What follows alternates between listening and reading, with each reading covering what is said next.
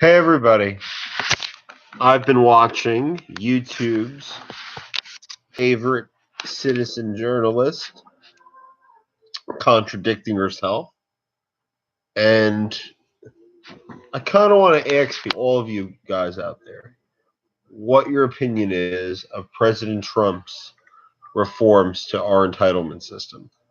I mean, all of these people that basically get money who don't need money and live and flourish off the backs of the taxpayers. We have a name for them where I'm from. We call them leeches. They are public worker leeches. And that's the number one problem with the state of New Jersey. You know, people work hard. They go to work every day to pay their taxes and do the right thing and get by and whatever. And then you have other people that want to sit at home all day and live a good life, granted an unproductive one, and the rest of us are just supposed to pick up the tab for it. And, I'd like to think that those days are over. I'd like to think that President Trump's going to drain the swamp so that all these deadbeats and welfare queens and baby mamas have to go out and get jobs. But I'm not so sure about that.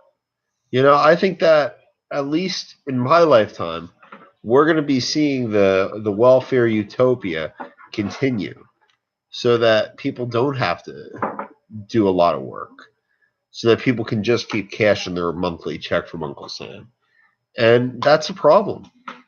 I mean, I never believed in the whole concept of like public worker welfare when I was a kid. That all these government employees that are paid 5, 10 times more than what they're really worth were leeches. But the older I get, I'm starting to think that way to an extent. I mean, like I'm seeing so many different like little taboo things with the state pension system, the state public worker system. I mean, I wouldn't even know where to begin. I mean, people getting credit for marginal time that they don't have in, people being able to buy back a quarter of their pension years, and all kinds of stuff. I would like to have an episode with John, Gunnison Undercover, where all that we did was talk about the hypocrisy and the flaws and the loopholes in the state pension system.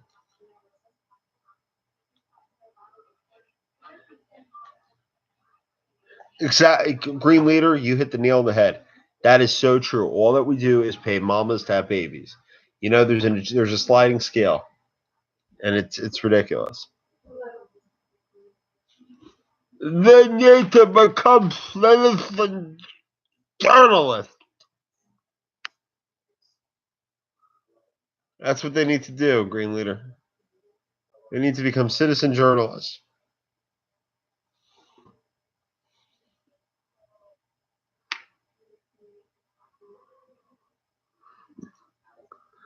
I don't know. I mean, I get it. There are people out there that legitimately need disability and entitlement benefits and this and that. I get that. You're never going to hear me take a position contrary to that.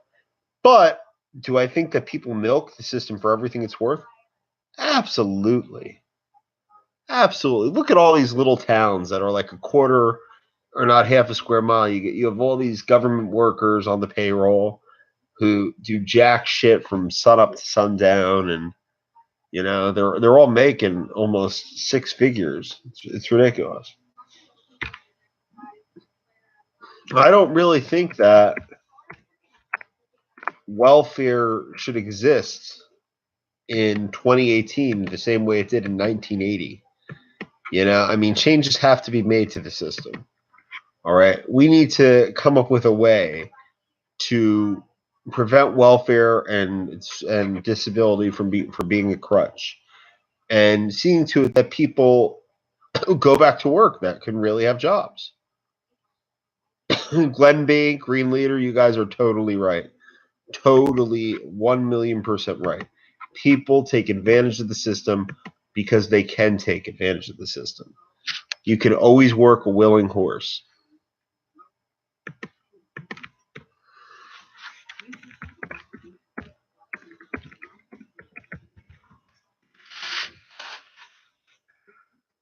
You know.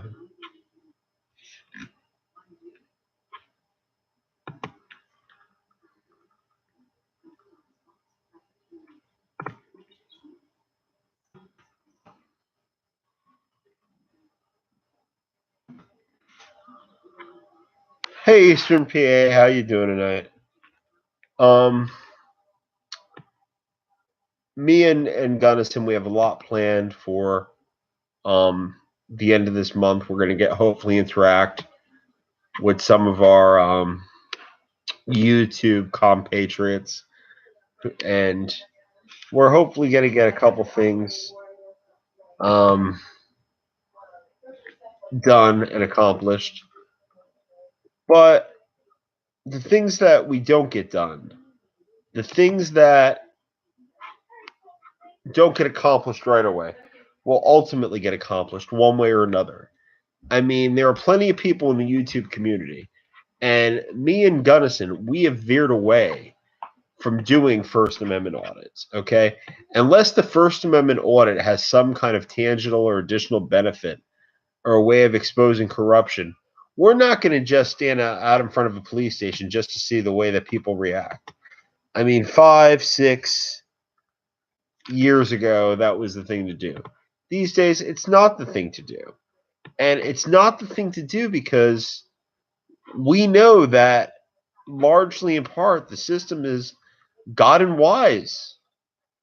The system hasn't the system has doesn't react the same way that it did. The system doesn't uh, the system doesn't just take people into custody for doing nothing. I mean, we know a certain video journalist that would have their subscribers believe that the system goes after me for just being there. That's not true, okay? In most of these towns, they don't want you there. They don't want you looking over their shoulder. But I'll tell you something right now. They've wised up on the law. Okay, they've gotten all kinds of directives from the local town attorney, city attorney, telling them what they can and can't do.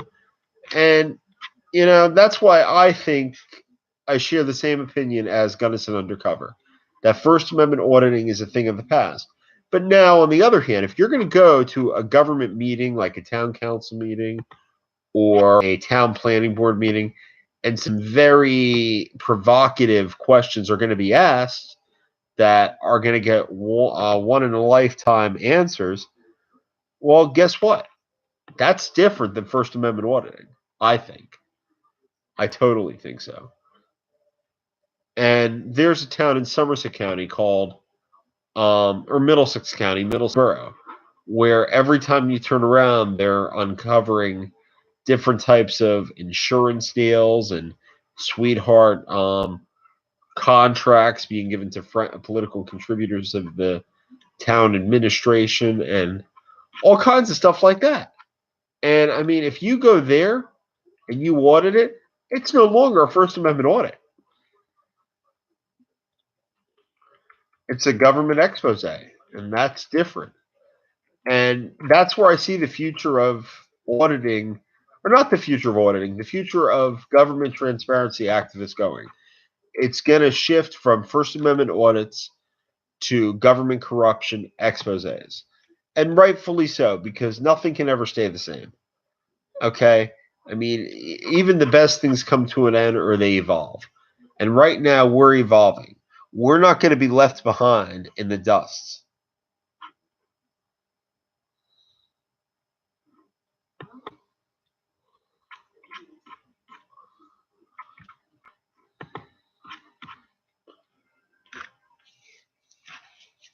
NJ Diver, truer words have never been spoken. Okay? I mean, right now, we're at a point, our channel, me and Gunnison, where we have more information than we can handle. It's just a matter of the fact that YouTube isn't what it once was, okay? I mean, we're almost in 2019, and I see no signs that YouTube is going to get fairer or better than it's been.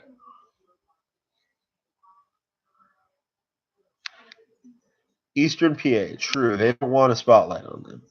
I don't think First Amendment auditing is dead, but I think you might put a story to the audit. Like near May corruption of the Allentown police. Exactly, Eastern PA. Exactly. Like you get an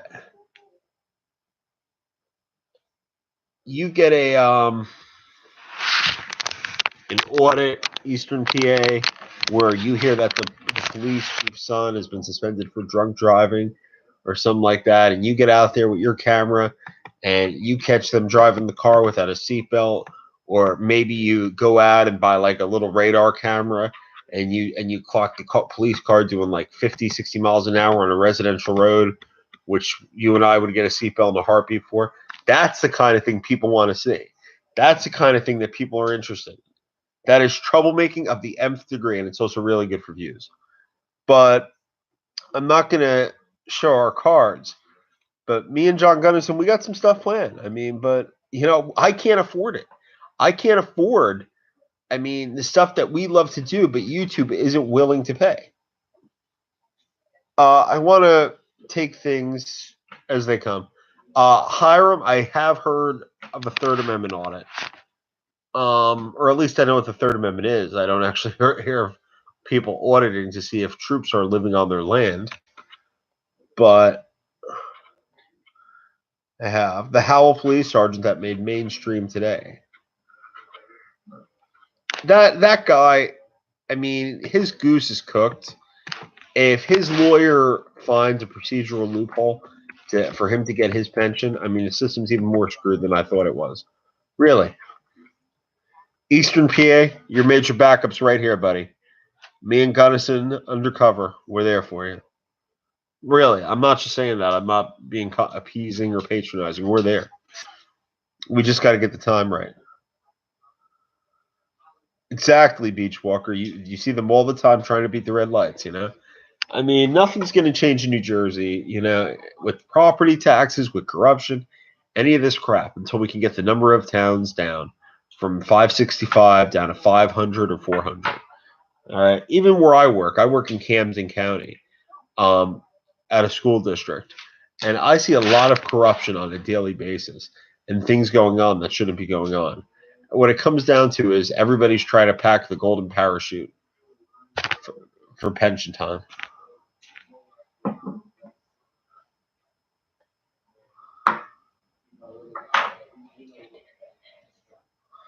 No, Hiram Biffin, but here's what happens. A lot of people that live near bases and live congruent to bases, not so much prevalent in New Jersey, but they claim that the use of their land is being encumbered by military maneuvers and military drills and so forth. And people have sued under the Third Amendment for that. There is precedent when it comes to Third Amendment violations. Granted, the cases are few and far between. NJ Diver. What's going to happen is this. It's not a matter of the League of Municipalities. In the next 5 years, they're going to have to make a serious decision in the state of New Jersey as to whether or not we're going to let the pension fail and let property taxes go through the roof so New Jersey no longer has a middle class, or whether or not we're going to start to make the tough decisions that have to be made. We saw Governor Christie make those tough decisions. We saw him refuse to kick the can down the road, but deal with it then and there. Now you have a governor that's doing the antithesis of what Chris Christie did. And this governor, what he's doing is he's digging the hole 1,000 feet deeper. All right. People are losing their homes, folks. Okay. People, the average Joe taxpayer that lives, I don't know, in Somerset, Middlesex County, whatever, who makes 75, 80, maybe his wife has a part-time job. They're making 100 together. They can't afford to pay 10 grand in taxes and property taxes. They can't afford to pay 10 grand on that. I couldn't either on that. Where's that money going? That's going why? So that Timmy, the mayor's half-retarded brother, can get a job as a cop in town?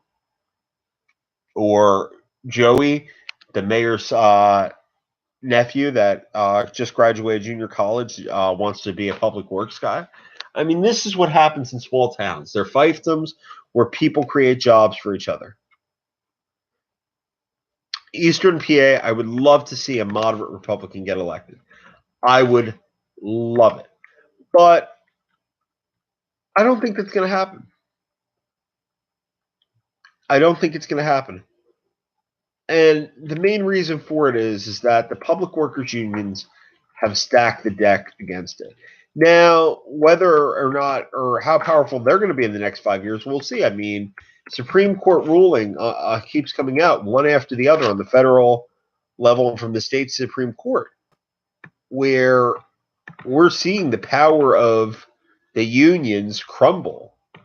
I mean, even when I'm 30 years old. When I was 20 years old, the NJEA became a major player in my point of view when it came to state politics. They were the all-bearing, omnipotent organization in Trenton.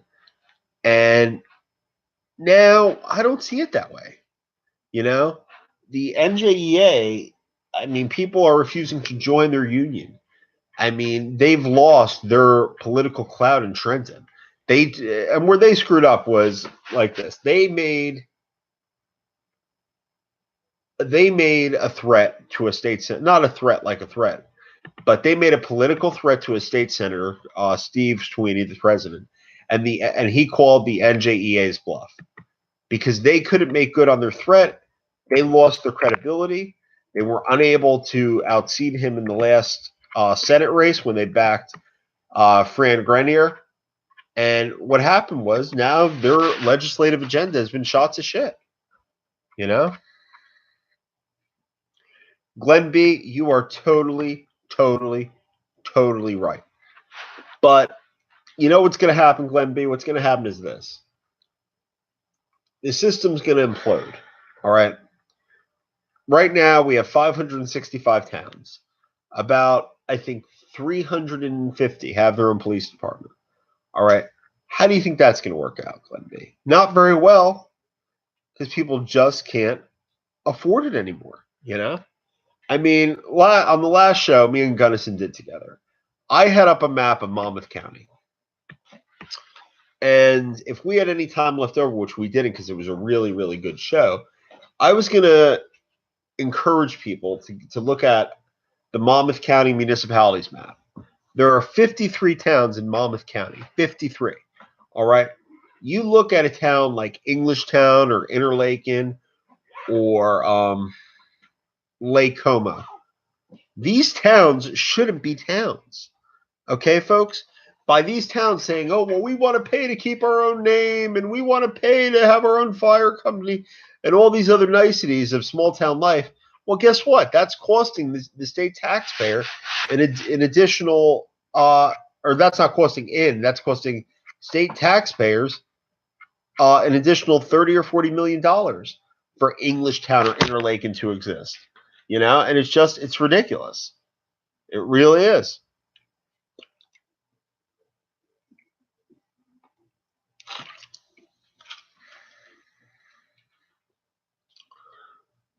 Hi, I'm getting off at 10:15. But Hiram, I want to answer a question real quick. You hit the nail on the head. Abbott. Abbott and Mount Laurel, the Abbott decision and the Mount Laurel court decision, they have destroyed South New Jersey. Like people have no clue. Abbott was a decision that basically said that the state of New Jersey has to fund the 31 most economically deprived school districts in the state so that they receive equal funding per student as do the 31 most wealthy. The problem that arises is this. Okay, after Abbott was decided, the state of New Jersey had no way to monitor the money that was going in the school districts. In Plainfield, New Jersey, not far from where I grew up, which was an Abbott school district, what happened was 80 cents on the dollar was going for fat cat politicians to give their relatives jobs. And as a result of that, the relatives getting the jobs and this and that, less than 20 cents was making it into the classroom. Well, what's the sense of even enforcing the state constitution's equal equal education clause or thorough and efficient education clause if they can't enforce or at least dictate where the money is going? So finally, Christy Whitman, much to her credit, what she did, and it was brilliant. It was absolutely ingenious. She said, She took over each one of the Abbott school districts and had a state appointed superintendent placed in all 31 districts.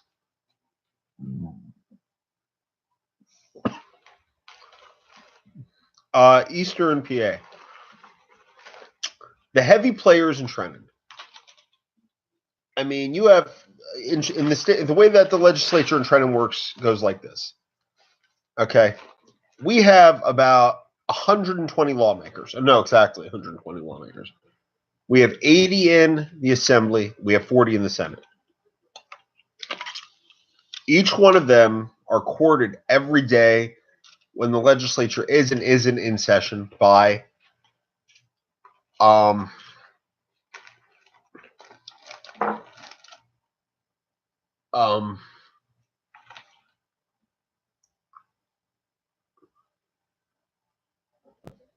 by lobbyists.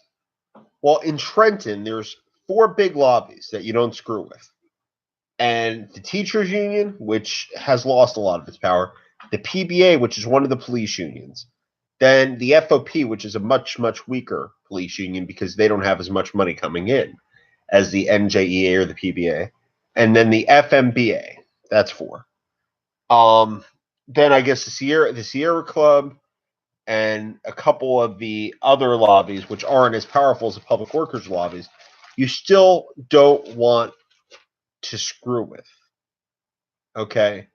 I mean, they don't have the clout, but they have enough clout to put out some really damaging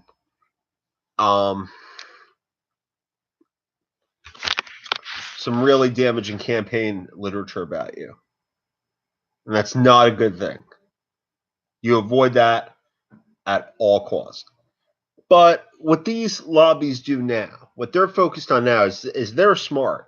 They know they're never going to have their political clout back in Trenton. They know it. It's not going to be what it was. So they retreated and they're regrouping. And now they're planning simply on how to hold on to the guarantee of a pension. That's the biggest thing for the rest of this legislative cycle until 2019. And that's going to be part of the vetting process to decide who they back for state senate and state assembly. All right.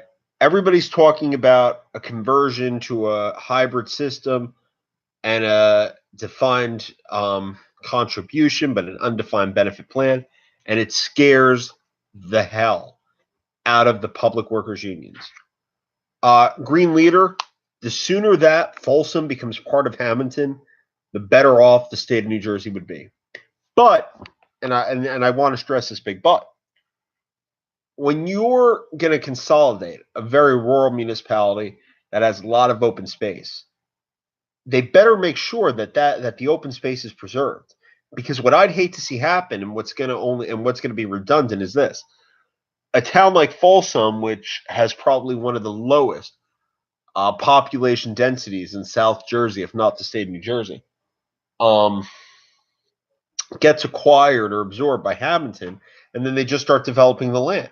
That defeats the purpose almost, you know? Eastern PA, there is no other way, or not I'm not going to say there's no other way. There's no better way to get the support of the public workers unions other than saying you support the pension system and you feel that the teacher tenure protections need to be revised to make them as strong as they used to be. They'll love you. You will be golden to them, you know?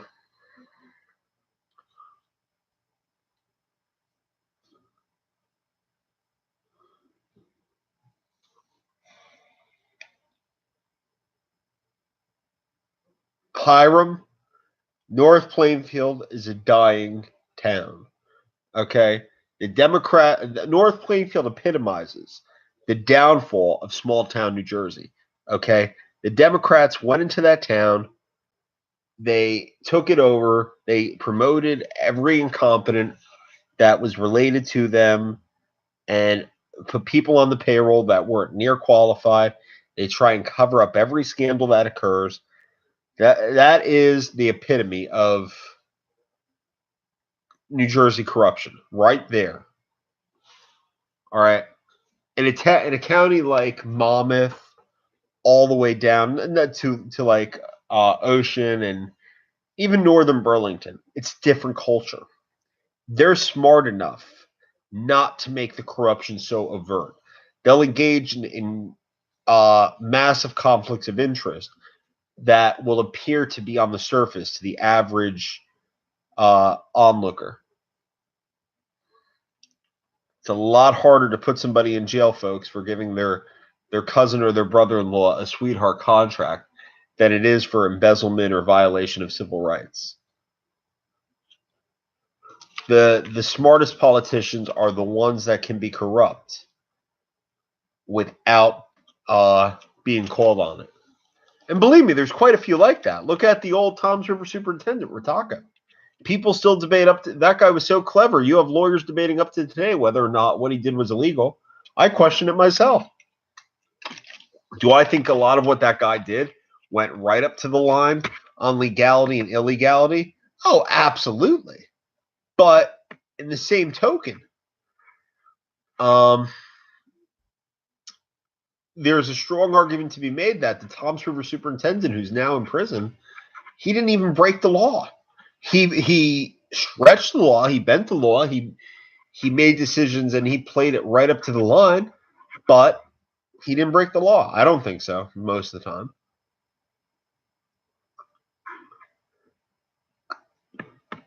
Eastern PA.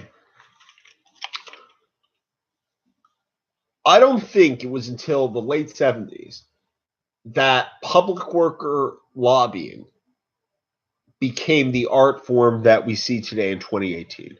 Okay, they realized that they can get legislation on the books that's convenient for them and their agenda, and they've done just that. Okay, I mean, hopefully, and what I'm thinking is that in the next cycle, the NJ Senate, not the Assembly, but the NJ Senate is going to shift to Republican control for one term. And believe me, the public workers unions, they'll be up in arms. Well, guys, I'm clocking out. It's been real.